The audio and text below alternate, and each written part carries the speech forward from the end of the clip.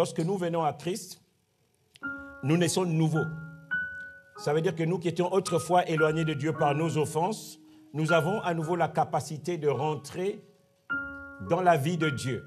Et à partir de là, Dieu va commencer à faire une œuvre nouvelle en nous.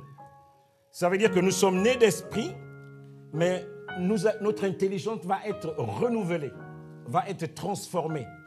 Et Dieu fait ça au travers de sa parole. C'est pour ça qu'un chrétien authentique doit lire la parole de Dieu ou doit être familier avec la parole de Dieu parce que c'est elle qui nous transforme. Donc venir à l'église tous les dimanches, ce n'est pas un rituel chrétien en fait. Nous venons à l'église pour communier ensemble, mais une grosse partie du travail se fait beaucoup plus dans nos temps personnels avec Dieu. C'est pour cela que cette idée de développer son intimité personnelle avec Dieu est importante, bien-aimés. Dieu est infini dans sa révélation. Dieu est infini, même si nous, aujourd'hui, nous ne connaissons pas tout, même si la Bible dit que nous connaissons en partie, mais bien-aimés, les révélations que Dieu nous donne aujourd'hui, nous devons les pousser au maximum. Ça veut dire que notre relation avec Dieu doit se construire sur la base de la révélation que nous recevons de Dieu. Notre intimité avec Dieu se construit sur la base de la révélation que nous avons de Dieu. Ça veut dire en d'autres termes que nous avons une responsabilité.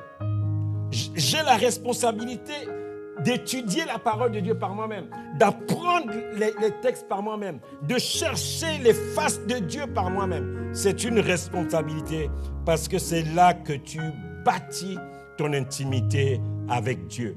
C'est pour ça qu'il n'y a pas de vie chrétienne sans le Saint-Esprit. Il n'y a pas de vie chrétienne sans le Saint-Esprit. Le Saint-Esprit nous révèle aujourd'hui le cœur de Dieu.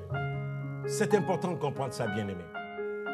Et c'est pour ça que nous devons, chacun de nous, développer cette dimension avec l'Esprit de Dieu, cette dimension d'intimité avec Dieu. C'est quelque chose d'important. Sinon, nous allons marcher avec des principes humains.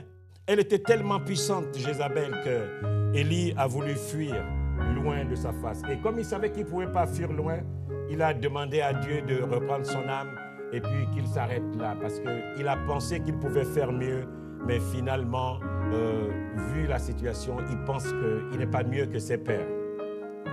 Et il est découragé et Dieu arrive à relever Élie et à le remettre en chemin. Dieu arrive à le relancer. Et malgré cela, vous savez, quelquefois le découragement, lorsque vous n'êtes pas renouvelé, peut être quelque chose de terrible. Ça peut vous nuire.